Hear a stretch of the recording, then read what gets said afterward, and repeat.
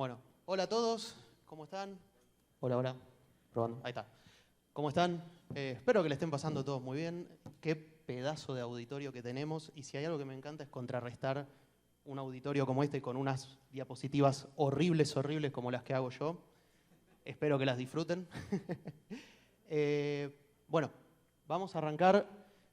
Vamos a hablar de un concepto, el malware files, y particularmente cómo desde el centro de MDR, de Managed Detection and Response de Sophos, tenemos un pequeño protocolo de cómo actuar sobre esto, no muy diferente de los demás, y cómo lo pueden aplicar en sus propios settings. Bueno, un poquito de mí, más que nada es la parte profesional, ahí pueden ver, está un poquito de todo mezclado, pero bueno, básicamente he pasado por un poquito de Blue Team, un poquito de Red Team, ha ayudado mucho a colorear la carrera y poder dar diferentes perspectivas desde lo que hago en cada trabajo. Ahora en este momento vengo a hablar de parte de Sophos, yo estoy en la parte de Sophos Alemania, y bueno, muy contento de que me hayan mandado desde tan lejos. Primero, antes que nada, quería hablar del concepto de fileless malware, qué significa y por qué lo vemos en los diferentes engagements que tenemos. Es básicamente malware, implantes y demás, código, que corre en memoria volátil, no toca el disco, básicamente, no queda guardado en disco. O está guardado en disco en una forma donde no puede ser fácilmente escaneado. Con un antivirus normal, esto ayuda mucho al atacante a no ser detectado. Puede estar en disco puede estar en memoria todo lo que quiera, y hasta que no haya un reset no va a desaparecer y puede actuar como quiere. Como digo, ¿por qué funciona? Bueno, no necesita mucho más, necesita el código, se necesita alguna técnica en particular con alguna herramienta legítima, o si se ha hecho público algún exploit, alguna vulnerabilidad nueva que pueda ser explotada para poder inyectar el código, también se hace uso para poder dejar el payload.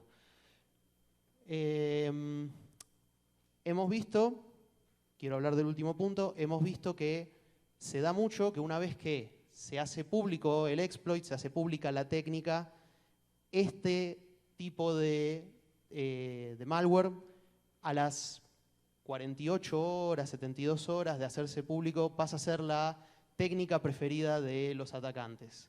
Es muy sencillo de implementar una vez que ya tenés la forma de entrar.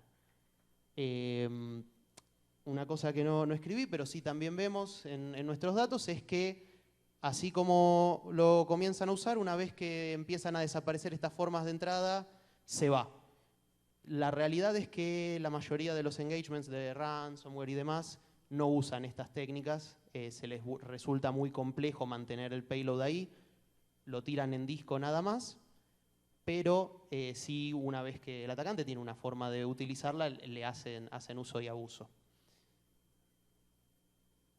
Ah, no, es el ruidito del coso. Bueno, teniendo ya ese concepto, vamos a hablar un poquito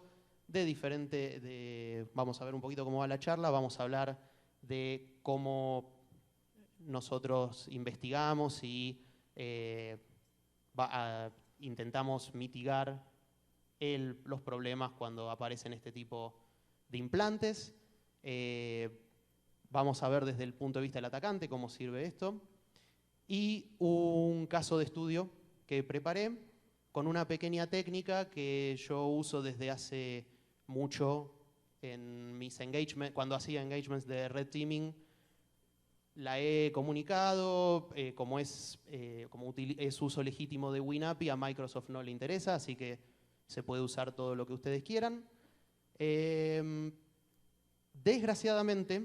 Desgraciadamente, cuando empecé a trabajar en Sophos, yo la reporté como buen empleado que soy, No me habían dado mucha bola y yo tenía preparado un demo para mostrarles cómo en cierto punto no lo veía y después lo iba a agarrar el antivirus.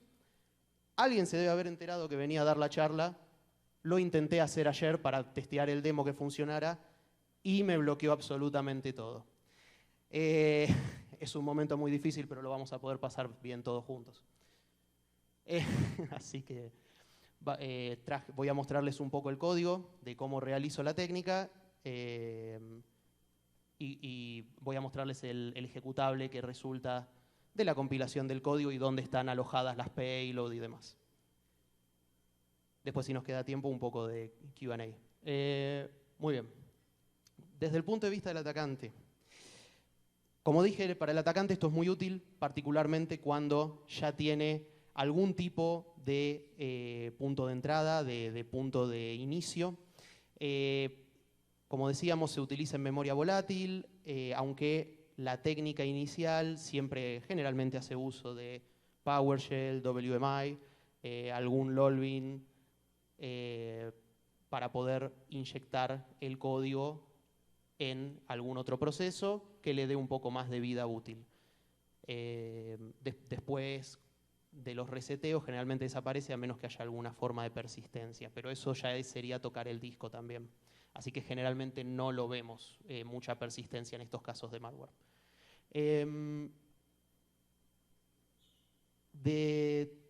De la forma en que uno lo puede ver, más allá del famoso kill chain, es, como puse ahí abajo, bastante resumido.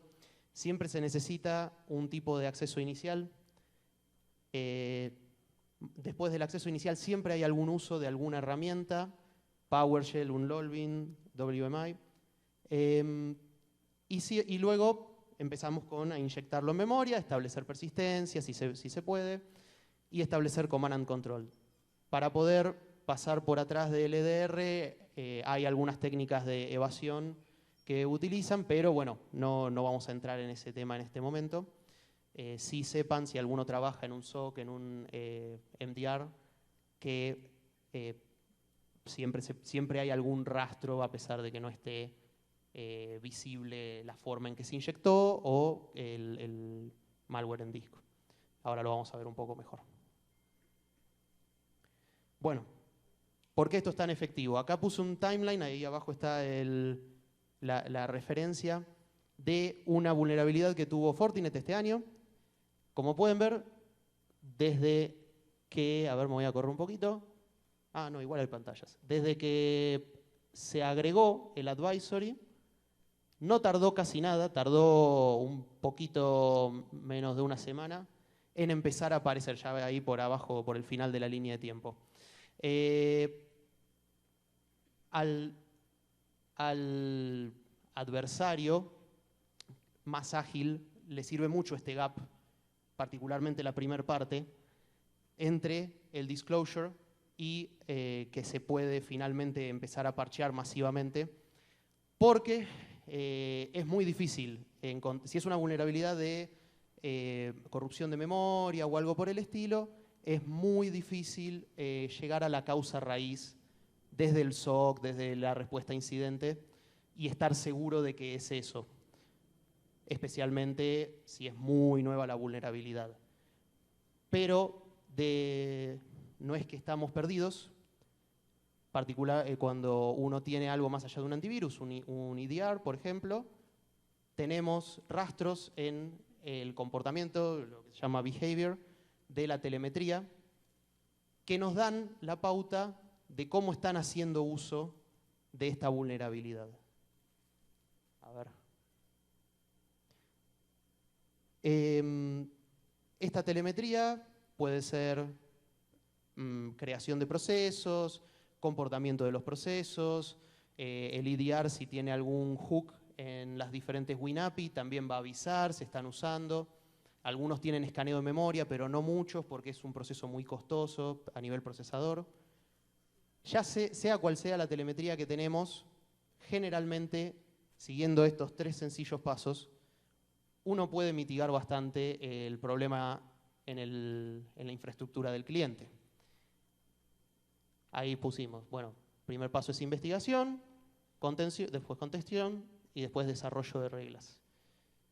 Investigación se refiere a lo que acabamos de decir, ¿no? De hacer uso de toda la telemetría que tenemos, hacer uso de fuentes de inteligencia, ya sea gratuitas y abiertas, ya sea privadas, acceso semipúblico, o ya sea de la empresa particular. Yo, por ejemplo, cuando llega un nuevo implante, un nuevo ejecutable, realizo el análisis de malware, se sacan los IOCs y avisamos para que los investigadores puedan realizar toda la investigación punto a punto y detectar si estamos hablando del mismo tipo de malware. La contención es un proceso que generalmente es en conjunto entre el cliente y el MDR en este caso, o el SOC. Tiene pasos tanto manuales como automatizados, depende de la madurez del cliente, habrá más automatizado o menos. El desarrollo de reglas ya es de nuevo de parte del MDR, del proveedor del EDR. Generamos, mediante el estudio del sample, de todo lo que hemos visto, generamos reglas para que no sea tan difícil llegar a un punto de contención y de detección en el futuro. A veces la regla en particular puede ser muy costosa a nivel procesamiento, performance, y en lugar de una regla se desarrolla una política, un playbook, algo así que pueda seguir la gente. Perfecto. A ver, ¿cómo era el puntero? Ahí. Bien, vamos a ir por los pasos de a poquito. La detección basada en telemetría, que estábamos hablando. Telemetría, como decía, puede ser event for Windows, puede ser comportamiento del proceso, el análisis de la memoria. Diferentes features que puede tener cada EDR. El nuestro, por ejemplo, tiene un motorcito de Machine Learning. No es offline, requiere que esté online, pero hace correlación de las otras cosas que puede ver y da un score, acá por ejemplo, que es bastante bajito, el 6, de casos vistos previamente para identificar más rápido si estamos ante un falso positivo o no. Esto es Sophos Central, donde se hace la ingesta de todos estos datos. Acá hay una detección particularmente de fileless malware. Como pueden ver, sí se detecta, sí la vemos, no se lee muy bien, pero fue haciendo uso de RunDLL. Y lo que quería mostrar en esta también, para que presten atención, es que el motor de Machine Learning ya nos decía que era probablemente benigno. En este caso, la detección lo que buscaba era que a partir de algún LOLBin como RunDLL32 saliera algún proceso que no debería, como conhost, que se abrió la ventanita de la terminal de Windows. En este caso era falso positivo. Era simplemente un pantallazo de la terminal. A ver, ¿dónde está? Acá. Vacío. Bien, pero como pueden ver, le da contexto, el analista puede mirar la IP, puede mirar el host, puede tomar toda la información que necesita y de acá decide si es falso positivo, si hay que seguir la investigación, si hay que elevar incidente y demás. Ahí tenemos cubierto la detección basada en telemetría. Continuando con el proceso de investigación, lo que hablábamos un poco antes, realizar una correlación de todo lo que hemos visto, no solo a nivel host, acá también agregué el ejemplo también que creo que no se ve muy bien en Sophos Central de un network flow y con los feeds de inteligencia, de ahí podemos realizar una búsqueda como por ejemplo esta, donde estoy buscando si hubo conexiones de una IP particular a través de un puerto particular a una URL en particular. Todo eso es la correlación de toda la telemetría y el feed de inteligencia. Continuamos con, eso a veces se hace más del lado del cliente, pero continuamos con los datos que tenemos. si son cuentas admin, si es una de las Crown Jewel, el servidor que estamos viendo y demás, para poder establecer los pasos siguientes de investigación. Y finalmente, donde se puede, donde si nos es posible llegar al root cause, se hace el análisis hasta el principio y se encuentra cuál es el LOL-bin, cuál es el ejecutable que está haciendo la acción maliciosa y demás, y hasta quizás descubrir algo que no ha sido reportado todavía públicamente y ya se está explotando. Bueno, suele suceder mucho con los firewall. Bien, pasando a contención y respuesta. Principalmente, como ya saben, lo mejor es aislar, poder estudiar el host o el dispositivo que sea desde un punto de vista donde no pueda ser alterado todavía más por el atacante. Y acá tenemos, a ver, voy a correr un poquito, tenemos lo que decía de la respuesta automatizada. Los EDR pueden matar el proceso, que está corriendo algo que el motor de Machine Learning le dijo que era medio sospechoso, puede aislar automáticamente el endpoint, bloquear ciertas IPs y demás, obviamente todo esto es configurable. Las acciones de SOC, esto es cuando interactuamos junto con el cliente, obviamente nosotros no le vamos a resetear la credencial a un usuario y demás, eso se arregla con ellos y se les ayuda a generar nuevas políticas o reglas para que esto poder mitigarlo en el futuro si vuelve a pasar. Dejé unos screenshots acá de cómo lo vemos nosotros, por ejemplo, desde nuestro EDR, con las diferentes acciones que podemos tomar. Está la de aislar, por ejemplo, se puede poner también adaptativo, que es que cuando saltan ciertas reglas lo bloquea automáticamente. Y esto es una plataforma del lado del analista, eso ya no es del lado del cliente, donde tenemos aún más acciones, por ejemplo, ahí resalté las de deshabilitar usuarios y demás. Y finalmente el desarrollo de reglas. Esto es un proceso muy complejo, tenemos todo un equipo que lo hace particularmente. Siempre está el desafío que resalté entre la especificidad y los falsos positivos que puede generar. Si se hace muy específico, no va a saltar nunca, salvo que sea esa acción y esa acción solamente. Si se hace de poco específico, vamos a tener un montón de falsos positivos generando aluvión de alertas y ya la respuesta no va a ser tan buena. Muestro este screenshot que obviamente no se ve un joraca, pero vamos a hacer el esfuerzo. Eso es el 25% o 15% de una regla de lo que estábamos viendo antes. Es realmente complejo realizar las reglas de los motores de Machine Learning y es por eso que a veces puede parecer que tardamos bastante en bloquear automáticamente, pero es realmente un esfuerzo muy complejo. No se puede, lo peor que podemos hacer es ser tan específicos que no bloqueamos nada y el cliente se confía, esto vuelve a pasar y, bueno, vienen las quejas, ¿no? Bien, voy a pasar quizás a lo que es más interesante, que es el caso de estudio. Voy a hablar un poquito de esta API que no la he visto usada in the wild. Si empieza a ser usada in the wild después de esta charla, ustedes están todos sospechados, así que ya sabemos de dónde aislar a la gente. Pero es muy pava, es muy sencilla de usar y realmente funciona, pasa bastante desapercibida. A ver, me voy a correr un poquito. Bien. Este es el típico caso donde una API no fue considerada por los desarrolladores del EDR y no tiene los hooks correspondientes, obviamente, porque para poder no se puede hacer hook de toda la Windows API, sería muy costoso para la performance, pero eso deja libre uso. Esta API está dentro de una DLL que se llama MS Delta. Delta es un tipo de compresión que utiliza Windows. Cada vez que se bajan un update, viene comprimido con la compresión Delta.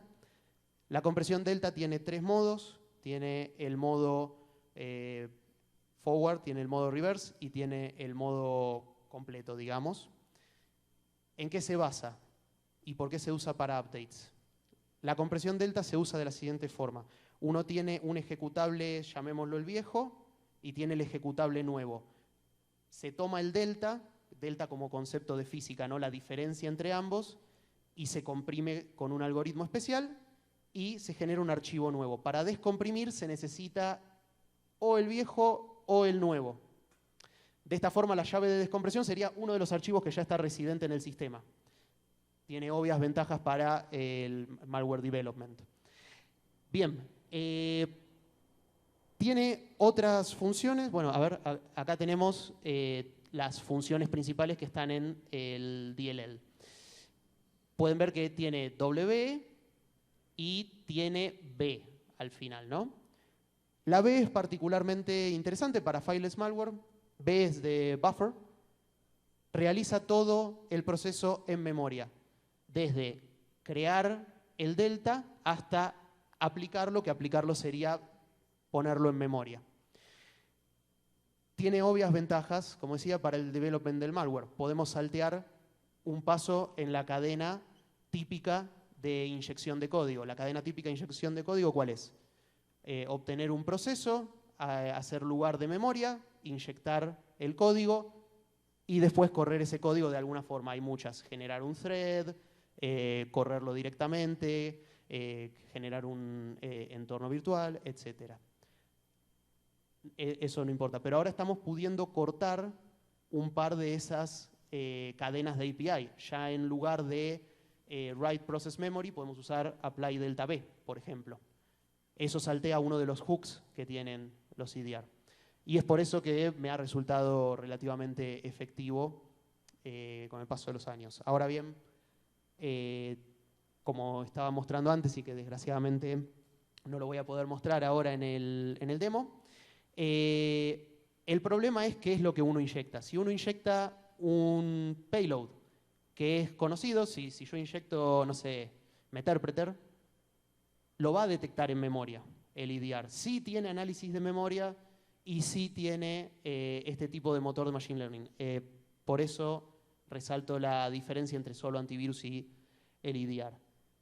Bueno, para poder mostrar el código próximamente hay que entender un poquito cómo funciona. Nuevamente no se ve muy bien, pero tenemos la sintaxis ahí. Hay que básicamente... Hay unos flags que se pueden poner porque hay un formato viejo de esto que ya no se usa y se puede decidir si el formato nuevo o viejo. Tenemos el source. En este caso es el de apply delta. El source sería el archivo, entre comillas, que se usó antes para sacar el delta. Tenemos el delta, que es el archivito comprimido, y tenemos el target de memoria. El proceso que uno seguiría sería el siguiente. En algún lugar tenemos un ejecutable o un archivo cualquiera que sea parte de Windows mismo, que va a ser nuestro source. Insospechado de nada porque es parte del sistema operativo. A la pelota que se escucha la lluvia. Ok, voy a hablar un poquito más fuerte. Se escucha del sistema operativo. Se ubica en el sistema operativo. El delta lo podemos tener hardcodeado en el malware, lo podemos tener en cualquier lado, realmente lo podemos descargar, realmente no importa. No es detectado porque es como tener un zip cifrado. No es detectado. En este caso que les voy a mostrar ahora lo tengo simplemente en la sección de resources del ejecutable. Y el target es el lugar de memoria. Simplemente hay que hacer un mem-alloc en el ejecutable que estamos corriendo ahora y se tira ahí todo. Se necesitan un par de estructuras particulares, el delta input y el delta output, que son básicamente cómo se ve el buffer que vamos a utilizar para luego generar el código y cómo se ve el buffer donde va a terminar este código. A ver, vamos a ver un poquito.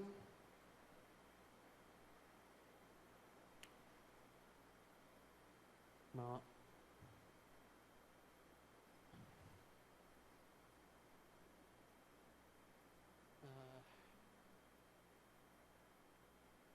Un minutito nada más. El problema también de mi actual conexión a la electricidad es que todo tiene socket europeo y tengo que estar haciendo un injerto acá extraño y se me apagaron las máquinas virtuales mientras lo hacía porque no tiene nada de batería esta compu. Así que bueno, nada. No, ahí estamos. No, está prendida, simplemente que se me apagaron las máquinas virtuales. Vamos a ver un poquito el código mientras, si es que se ve algo, lo voy a agrandar un poco.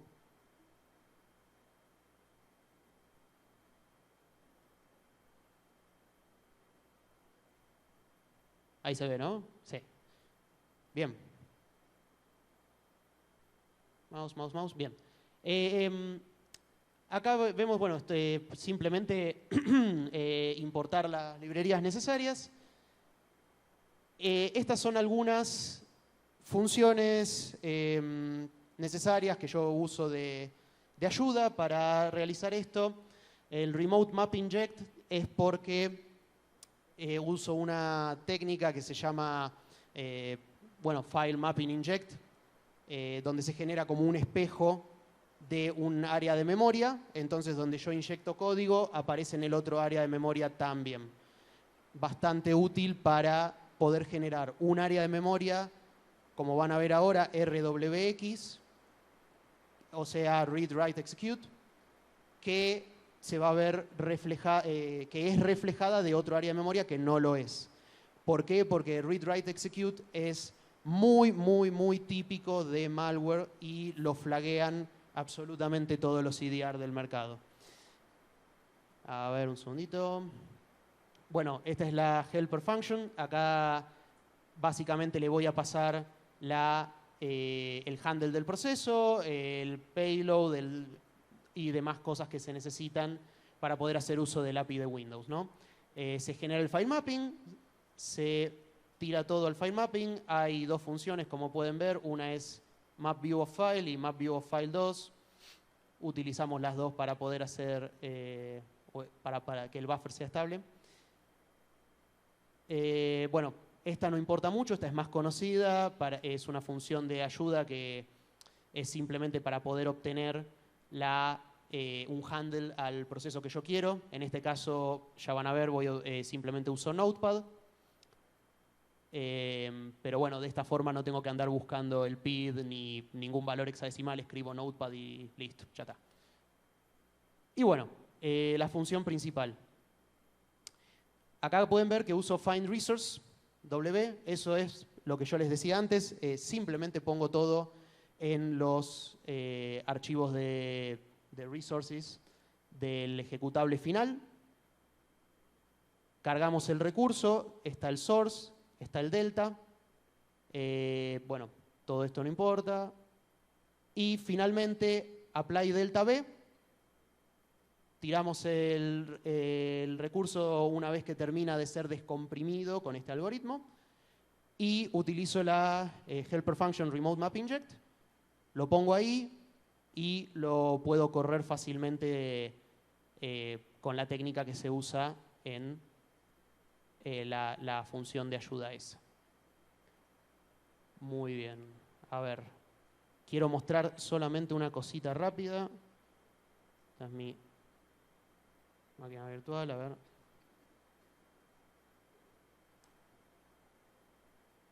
Tiene un background horrible porque es una imagen que uso para hacer dynamic reversing y cuando uno corre malware está bueno tener un background horrible para darse cuenta que no estás estar bien seguro que no estás en tu máquina, si no puede haber problemitas.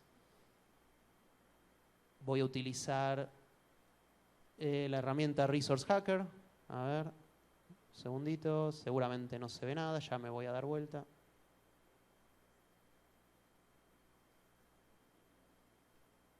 Bueno. Bien, adentro de... no importa mucho, ahora no sé si puedo agrandar esto. No, bueno, no importa.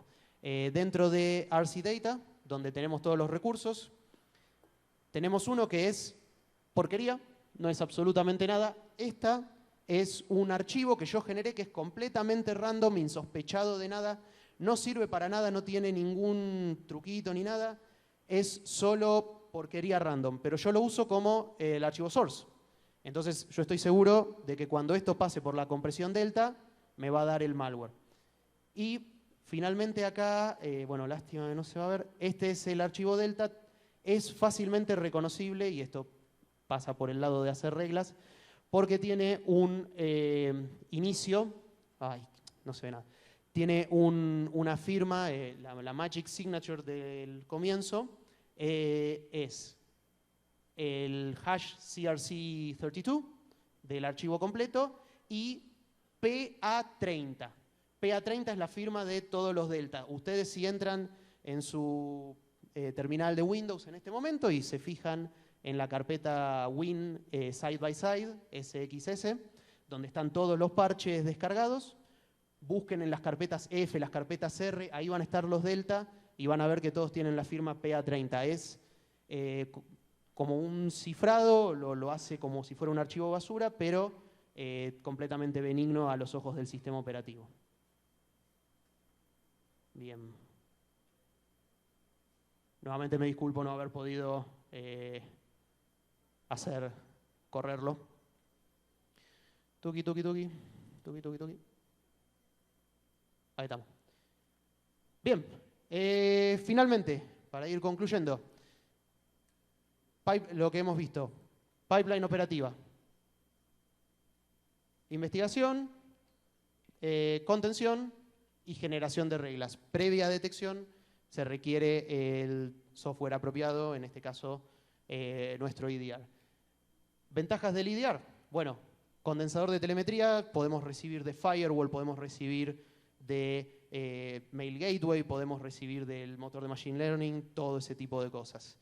Y automatización, porque es muy sencillo decir, bueno, si pasa esto, aislame el dispositivo, si pasa esto, bloqueame esta IP, etc.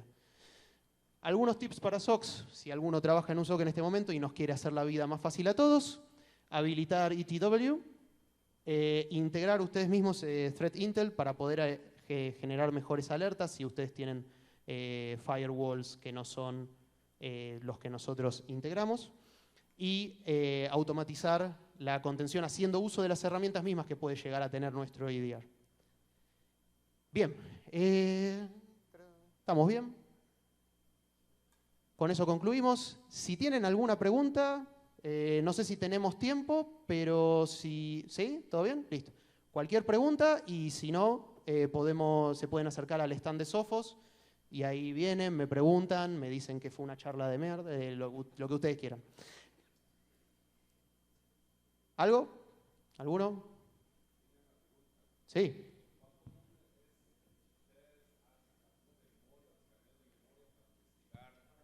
Discúlpame, espera. A ver. ¿Es común que ustedes hagan capturas de memoria o escaneos de memoria para investigar la actividad de un malware?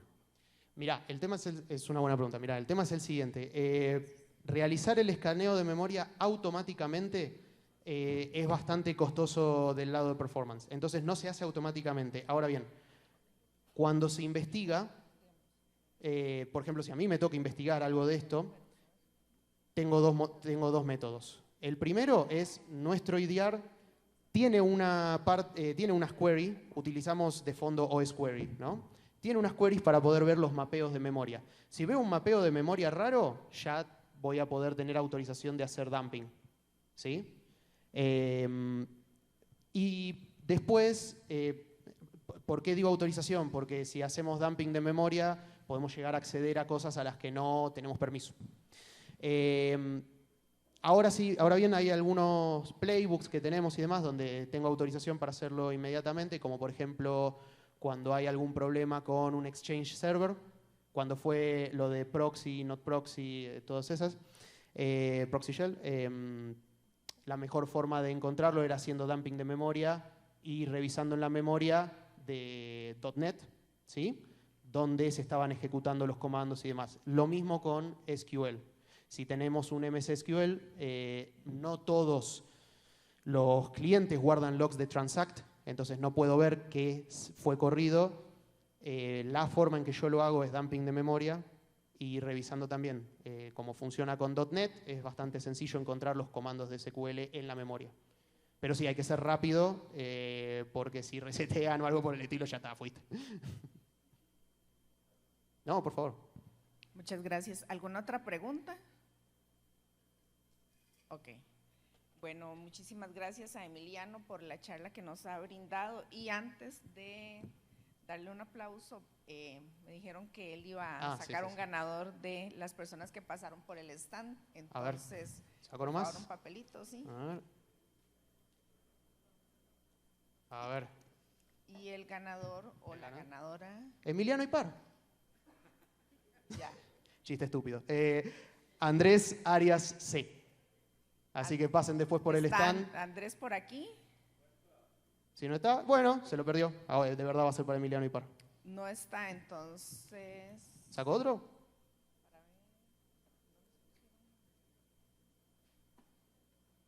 ¿Cómo? ¿Sacamos otro? ¿Sacó otro? Listo. Ah, ok. Tiene que estar aquí la persona, o sea. A ver, vamos a ver. Si no pasamos mi nombre. Sí, por eso. Andrés Cubejo M. ¿Ahí? Ah, aquí tenemos al ganador. Ahí está, vamos todavía. Bravo. Bien ahí. Bueno, pasate por el stand después y te damos el Alexa. Bueno, ahora sí, un fuerte aplauso a Emiliano y muchas gracias a Sofos por la participación.